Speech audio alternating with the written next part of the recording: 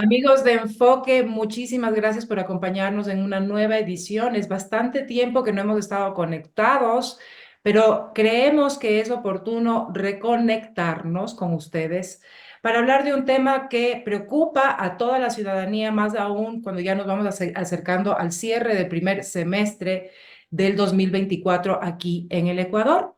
Ustedes recordarán que el día 12 de marzo, ¿quién se va a olvidar de este año? Se promulgó ya finalmente el decreto que dicta que la ley para enfrentar el conflicto armado interno y la crisis social y económica, así de larga es la ley, permite que por un periodo determinado los ecuatorianos paguemos un 15% de IVA y luego de que esto se defina en tiempos, eh, pasaría a cobrarse un 13% de IVA y en eso me van a corregir mis invitados de hoy, con quien tengo el honor de estar esta mañana para que ustedes los conozcan. Estoy con el doctor Rodrigo Godoy.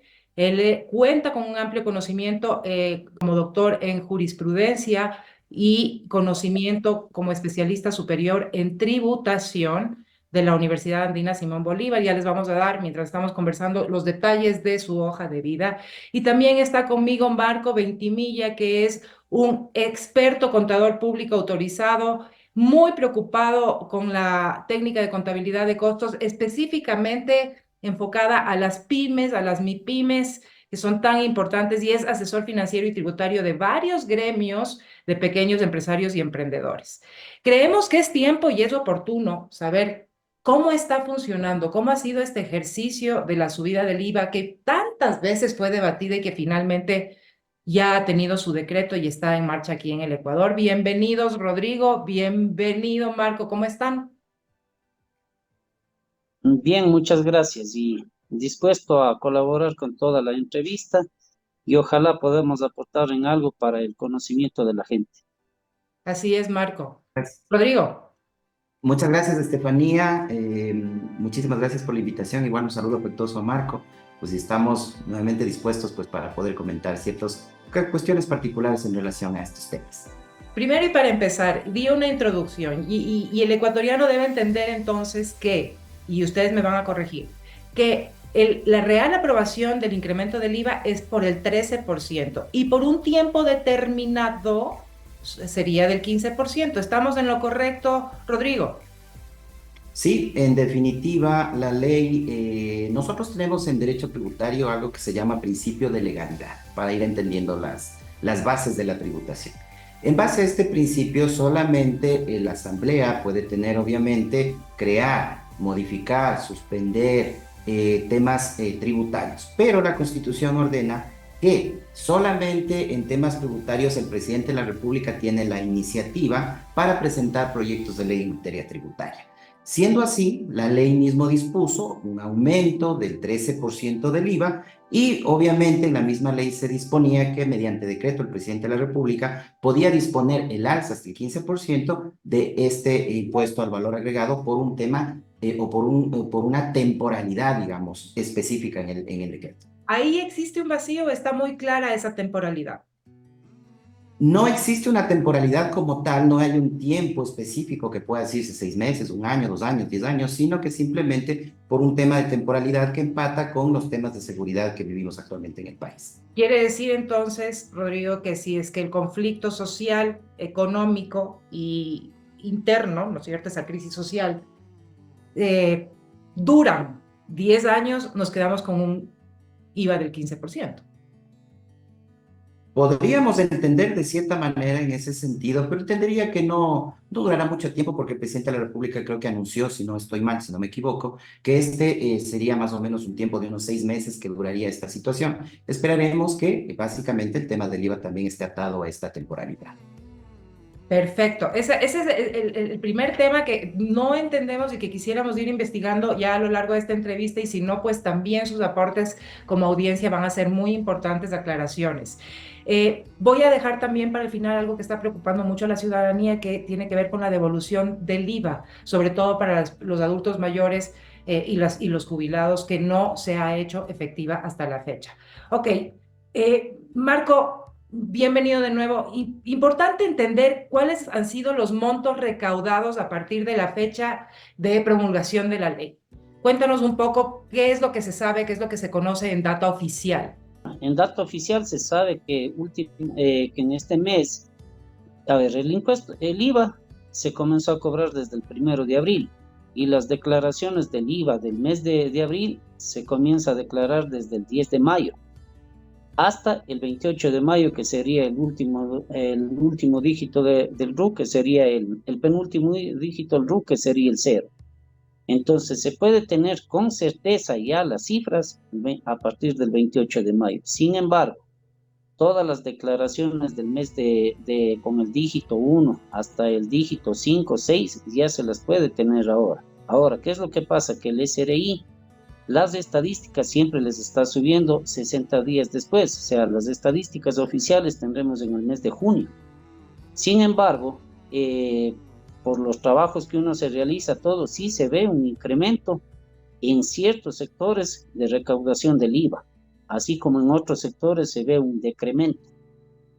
Ok, Entonces, ahí te voy a hacer un paréntesis, porque antes de eso quiero entrar a algo que se ejecutó también hace poco tiempo y que debe haber generado también bastante movimiento en liquidez dentro de las arcas del Estado, que fue una nueva remisión de intereses y multas que asciende para lo que es autorretención de grandes contribuyentes a 459.5 millones de dólares, más 208.3 millones de dólares. Es decir, estamos hablando de más o menos 660 y pico de millones de dólares en recaudación por remisión de intereses y multas. ¿Me corriges en eso, Marco, por favor? Sí, pero la mayoría de eso muy poco tiene que ver con IVA, se trata de impuesto a la renta. Ok. Entonces, recordemos que antes había una información en la página del SRI, bueno, ahora también la hay, no la he revisado, pero había una de casi aproximadamente de 1.500 a 2.000 millones de dólares de impuesto a la renta no pagado. Entonces, el impuesto a la renta, cuando no declaras, cuando no pagas, tiene una tasa de interés. Entonces, lo que el gobierno, y no es la primera vez que ha hecho, ¿no? Ya creo que vamos en la cuarta remisión. Así es, cuarta remisión. En la última década ya hemos visto varias veces, es decir, ya las empresas, los grandes contribuyentes también están acostumbrándose a no pagar y a esperar a que venga la decisión del nuevo gobierno de tener remisión de intereses y multas. Y eso hace que las arcas vayan vaciándose, el no pago de tributos por parte de los grandes contribuyentes. ¿Es así, Marco? Exactamente. Ahora, eso también me parece que la remisión de multas de intereses es algo injusto, ¿no? Porque estamos premiando al que no paga y el premio para el que paga no existe. Entonces, si cualquier contribuyente llega el 10 de cada mes, paga puntualmente, pero hay con el gran contribuyente, el contribuyente que quiere beneficiarse, no paga el 10 y espera que le siga un juicio, espera una acción judicial, todo, y después de 4 años, le vuelve una nueva ley donde le remiten, donde no le cobran multas de intereses. ¿Quién se está beneficiando? El grande contribuyente. Solamente pongámosle que 100 millones no pague el 10 de enero del año 2010, por ejemplo. Y hoy le están perdonando las multas, le están perdonando intereses para que pague los 100 millones. Así ¿Cuánto ha generado el dinero esos 100 millones? Pero estamos hablando de que de esa recaudación se logró alcanzar un monto de 600 y pico de millones, es decir, los 2.000 y pico, no en total, Marco, de los que me estabas hablando. No, nunca han pagado el total. Ahora bien, el doctor Rodrigo Godoy podría explicar exactamente por qué es lo que los grandes contribuyentes no pagan, ¿no? Porque muchas veces son determinaciones del SRI. Entonces, las determinaciones, muchos contribuyentes las consideramos injustas, y cuando le consideramos injustas, va al juicio. Claro, perdón que te interrumpa, Marco. Cuando me estás hablando de determinaciones, estamos hablando ya de un término técnico que solo ustedes saben y Rodrigo nos podrá aclarar, como bien lo dices. Adelante, Rodrigo. Gracias. Una determinación tributaria es un procedimiento administrativo denominado así, pero tendiente obviamente a que la administración tributaria abre un procedimiento como tal a través de un control tributario, es decir, notifica al contribuyente muchas veces con requerimientos de información para que el contribuyente pueda obviamente, digamos, enviar información que solicita el SRI y en base a posibles inconsistencias que pueda encontrar en ese control, ya va a aperturar un procedimiento de determinación tributaria que se denomina. Entonces, este procedimiento, obviamente reglado, está determinado en el Código Tributario, está determinado en la Ley de Régimen Tributario Interno, en el reglamento inclusive. ¿Cómo se van a llevar estas determinaciones tributarias? Entonces, las determinaciones tributarias generalmente obedecen a procesos de control de la misma administración tributaria, en donde al final la administración tributaria concluirá o no en un saldo tributario a su favor. Entonces, estas determinaciones tributarias, además, de acuerdo al artículo 30.1 del Código Tributario, pueden ser impugnadas en juicio, ¿no? Es decir, ya podríamos irnos tanto a un tema jurisdiccional, es decir, a un contencioso tributario, o podríamos también presentar ante la misma administración un reclamo administrativo. Estos son derechos que tiene el contribuyente. Entonces, una cosa es una impugnación cuando ya estamos en un juicio, que eso ya es casi al final, porque primero debe haber tal vez una posibilidad y un derecho a apelación.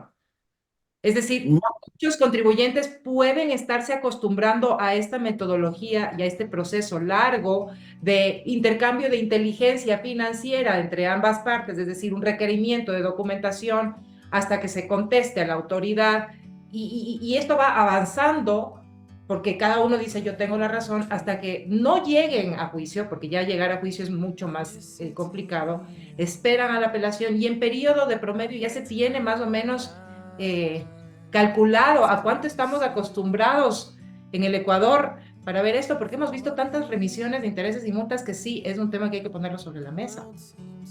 los temas de remisiones inclusive datan desde el año 2015, en el que inclusive para poder acogerse a la remisión, si estaban los contribuyentes en juicio, tenían que desistir del juicio para acogerse a remisión.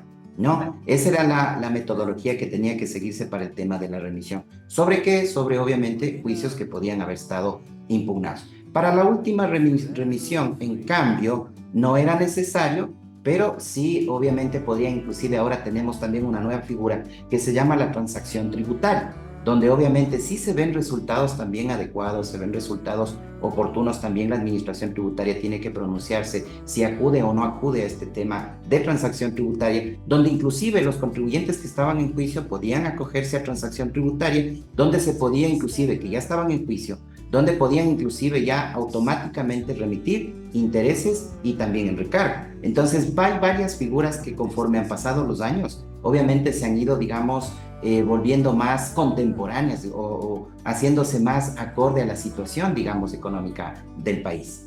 Increíble, increíble lo que me estás diciendo porque a pesar de que la cultura tributaria es algo que se trata de fomentar, promover, si estamos también teniendo este segundo recurso como una posibilidad ya de costumbre, es decir, regular cada cierto tiempo, cada 2, 3 años, es lo que hemos visto desde el año 2015. Rodrigo, es preocupante, Marco. Ahora, tú me estabas hablando y yo te pedí hacer un paréntesis para entrar en esta parte del marco legal, jurídico y qué es lo que está pasando en el Ecuador. Y me estabas hablando ya de temas de recaudación. Vamos al punto en ese sentido de entender cuánto se ha recaudado en el mes de abril en IVA, en impuesto a la renta. ¿Y cómo están las arcas fiscales? Porque claro, para el común consumidor como tú, como yo, las cosas han subido y hay una especie de retracción, de cautela en el consumo, pero eso es una percepción personal. Más bien tú que sabes me puedes decir exactamente qué es lo que está sucediendo en el mercado. Bueno, de acuerdo a la información oficial del SRI al mes de marzo, que tenemos ya la información en la página, con respecto al mismo mes de marzo del año 2003 comparado con el 2024, hay un incremento en recaudación de IVA de 27 millones de dólares. Okay. Entonces, con el IVA del 12%, ¿no? Entonces eso quiere decir una de dos cosas, o que se estaba recuperando la economía o que estábamos mejorando la economía. Ahora tendríamos que analizarle, como dije hace un momento, en el mes de junio, para ver qué es lo que pasa con el IVA del 15%. A ver, De hecho, que va... yo tengo una información y es oficial, entregada ya a medios de comunicación, que la recaudación tributaria abril, no solamente del IVA, ¿no? Aquí estamos hablando en total. La recaudación tributaria en el abril ascendió a 2.451 millones de dólares. Eso quiere decir que crecieron, es decir, crecimos un 2.2% con respecto al periodo del mismo año, con 53 millones de dólares más. ¿Eso es cierto? No te podría decir cierto, o sea, si la información, porque como dices global, tendríamos que ir analizando de impuesto a impuesto. Si vamos a hablar del IVA, tendrían que darnos la estadística exactamente del IVA. Y podríamos compararle el IVA, por ejemplo, del mes de marzo del año 2024 con el IVA del mes de marzo de abril del 2025. Porque si vamos a, exactamente, porque si nosotros vamos a comparar los impuestos del año 2023 con los de la recaudación del 2024, va a subir la recaudación tributaria, pero no olvidemos todas las reformas que ha habido en materia impositiva, porque no es solamente el IVA, estamos hablando del impuesto a la renta, estamos hablando. Entonces esas cifras no pueden ser reales, o sea, no es un análisis técnico, porque tendríamos que ir analizando de impuesto, por ejemplo, el IVA en importaciones, el IVA interno, el impuesto a la renta, las retenciones en la fuente, todo eso, y ver exactamente cuánto es lo que recauda, porque ojo, una cosa es declarar, otra cosa es recaudar, ¿no? Eso es importante, lo que tú nos estás diciendo, sí, porque además entendemos como, perdón, ignorantes que podemos llegar a ser los ciudadanos y que tenemos que cumplir la ley, que los precios han subido y que subieron antes del incremento del IVA, esa era la percepción, y luego de que entrara en registro oficial el decreto. Hubo dos alzas, pero esto ha representado un alza en los precios del combustible, estamos hablando de la gasolina extra, de una serie de productos de consumo que no son los de la canasta básica, pero sin duda alguna eso se ve reflejado en el costo de materias primas para producción, en la economía del hogar. Entonces ahí sí quiero ir a tu opinión personal, Marco. ¿Tú crees que ha sido una buena decisión o está generando alguna contracción en el mercado? La subida de un impuesto indirecto siempre va a sufrir una contracción en el mercado. No olvidemos también que la ley anterior también bajó el IVA al 5% en materiales de construcción. Sí. Bajó en ciertos materiales, porque no es en todos, son solamente en producción nacional. Que hay ciertos ítems que sí ha bajado, pero es mínimo lo que ha bajado. En cambio, el incremento sí es alto. Entonces, sí hay una contracción del mercado, porque normalmente, como por mi experiencia, como yo trabajo con los pequeños, sí se ha visto una reducción de hasta un 10% en las ventas. Y eso, pero eso se ve representado en qué número oficial, Marco, para no estar divagando o especulando, que es lo que menos queremos. Ya, te voy a poner un restaurante normal, pequeño, normalmente facturaba hasta el mes de marzo unos $15,000, sin IVA, ¿no? Más impuestos, ¿ya? Hoy en día, en la declaración que realicé en el mes que pasó, estaba bordeando los $14,000. O sea, hubo un incremento de casi el 10%, como es una disminución de casi el 10%, $1,000 en ventas. Eso sí complica a los negocios pequeños. ¿Por qué? Porque todo efecto impositivo más complica a los pequeños que a los grandes. Porque yo le hago un ejemplo, el grande es como un edificio bien construido y el pequeño es como una casa de bloque. Así es. En el primer terremoto la casa de bloque se cae porque no tiene las bases, no está bien construida, en cambio el edificio resiste. Entonces en los impuestos, en esta subida de impuestos, en los cambios impositivos, siempre los que sufren son los pequeños. Y lo dicen las estadísticas. El ecuatoriano es el mejor emprendedor, pero los emprendimientos duran máximo 3 años. Yes. Entonces, sí, la normativa tributaria, todo nos ayudará a nosotros a generar el empleo, los emprendimientos se mantuvieran por el largo del tiempo. Es más, los emprendimientos que comienzan como un negocio personal, como un negocio pequeñito, en el transcurso de tiempo debería convertirse en una empresa, en una micro, en una pequeña, hasta llegar a gran empresa. Aquí es al revés. Vemos que ponte, por ejemplo, hay microempresas que en el transcurso de 5 o 6 años quiebran o se mantienen por 10, 15 años, o sea, no hay un crecimiento real. Eso causa los impuestos. Pero también hay que entender que los impuestos también sí ayudan al desarrollo cuando se maneja bien y de forma técnica. Sin duda, porque muchos economistas cuando están hablando de este tema que está poniéndose sobre la mesa ahora para debate, y justo arrancando esta semana vi como campaña política incluso el tema del IVA, todos están apelando por una reforma estructural. No es solamente una decisión aislada el incremento del IVA, porque ustedes ven que el incremento del IVA, y voy a hacer una referencia aquí de una tabla elaborada por el portal Primicias, el galón de gasolina extra estaba en 1.98 y con IVA del 12 termina siendo un precio de 2.40, con IVA del 15 de 2.45. Esos 5 centavos van representando y se van sumando, porque con la super terminamos con una gasolina de 3.98 cuando estaba en 3.89. Un almuerzo, el almuerzo ejecutivo del que estamos hablando siempre, que es algo con lo que se puede medir, arrancaba con 4.76 y termina con 4.89. Ahí estamos hablando de un poco más de 10 centavos de alza. Plataformas digitales internacionales como Netflix estaban en 12.31, ahora 12.64, ¿no? Una reposición de tarjeta de crédito, ya que las perdemos tantas veces, terminará en 5,3 centavos de dólar.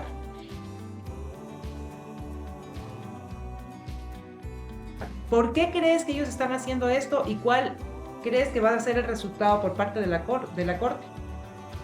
Bueno, en temas de inconstitucionalidad, sí, estos gremios han presentado una demanda pública de inconstitucionalidad, que es básicamente la parte importante, digamos, de la Ley de Garantías Jurisdiccionales, como una acción que puede proponer un grupo de ciudadanos o un ciudadano frente a un tema importante frente a la ley. Y básicamente la ley demandada es la ley para enfrentar el conflicto armado, ¿no?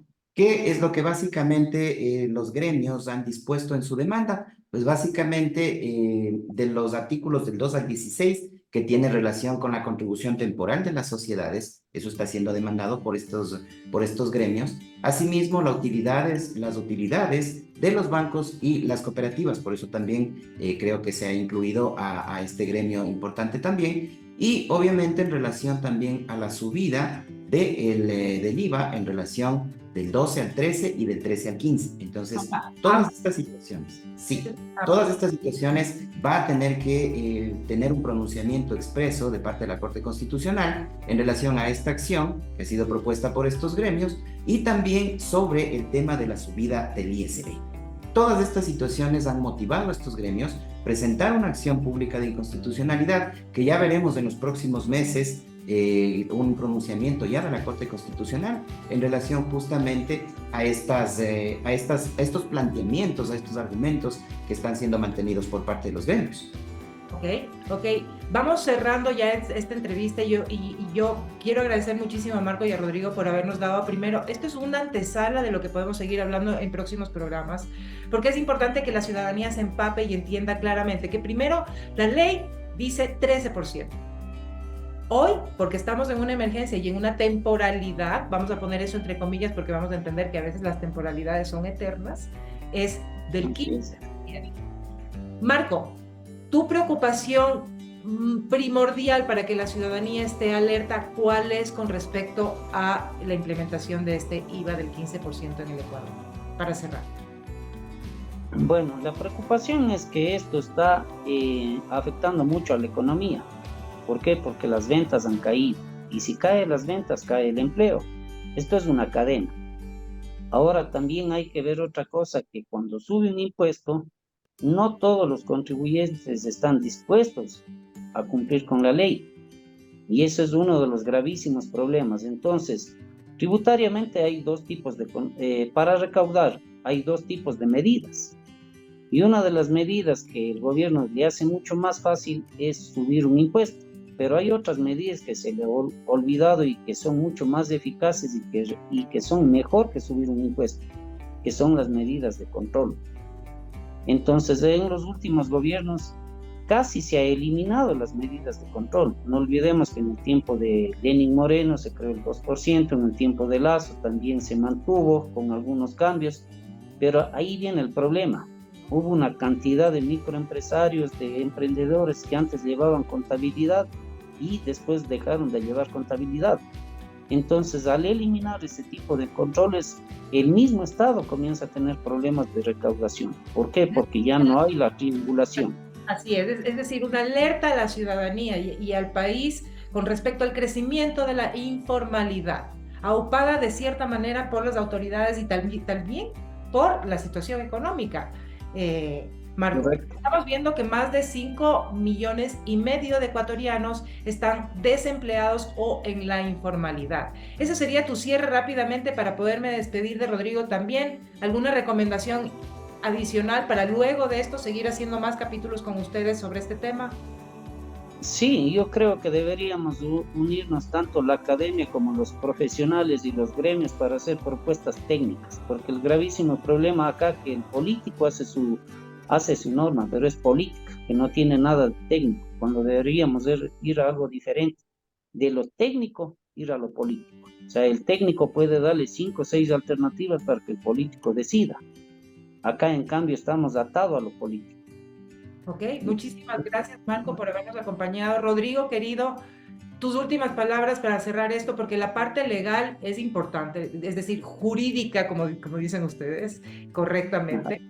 ¿Cómo despedirías esta conversación para que la ciudadanía esté alerta y muy atenta a lo que va pasando con la Corte Constitucional?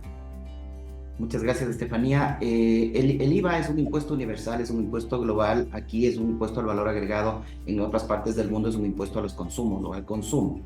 Entonces, por ser un impuesto, básicamente cuando nosotros tenemos una actividad económica donde necesariamente necesitamos comprar para producir o para poder vender artículos o bienes o para poder prestar servicios, nosotros necesitamos facturas inclusive para deducir el impuesto a la renta y también para poder compensar o para poder pedir devolución del IVA. El IVA es un impuesto indirecto que se carga directamente al consumidor final. Entonces, si yo tengo varias cadenas de logística o de prestación de servicios o para la venta de un producto, obviamente ese IVA tiene que ir compensándose mi IVA compras con mi IVA ventas. Entonces, obviamente, yo necesito, en primer lugar, la factura. Segundo, necesito facturar.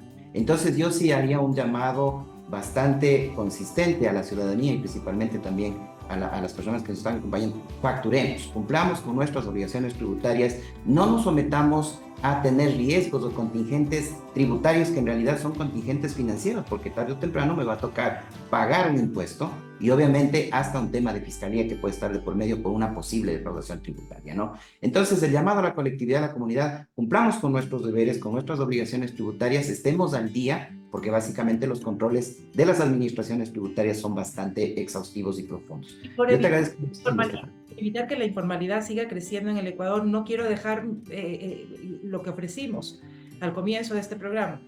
Finalmente, Rodrigo, cierra esto. ¿Con qué va a pasar con la devolución del IVA a las personas jubiladas y de la tercera edad? Bueno, básicamente la ley tiene que cubrir y las administraciones tributarias tienen que aplicar todas las normas y todos los recursos disponibles para hacer más eficaz la devolución del IVA, específicamente a personas con discapacidad y personas de la tercera edad, porque es un tema social, es un tema humano. Necesitamos, obviamente, que esas devoluciones se puedan ya efectivizar lo más pronto para que estas personas también puedan, obviamente, beneficiarse, porque este es un beneficio que ellos tienen de acuerdo a la ley y que obviamente el Estado como tal está obligado a cumplir. Y que no está cumpliendo. Y que no está cumpliendo, señores del Estado, es importante porque se activa incluso la economía con esa devolución. Vemos que en otros casos estamos entregando un montón de dinero por unas sentencias de la Corte Constitucional que afectan temas de bonos internacionales, ahí sí, entre gallos y medianoche, como decimos vulgarmente, pero para nuestros jubilados y las personas de la tercera edad no hay consideraciones. Se los dejamos también sobre la mesa para que ustedes lo piensen. Y lo más importante es que nosotros como ciudadanos tratemos de ser más formales, como hemos aprendido hoy con Marco y con Rodrigo. Muchísimas gracias por habernos acompañado. Espero que me pongan más temas sobre la mesa para seguir hablando aquí en Enfoque. Esta es su casa. Con Muchas gusto. gracias. Gracias. Un abrazo enorme. Hasta la próxima. Gracias. Una nueva edición de Hasta la Enfoque. próxima. Chao, chao.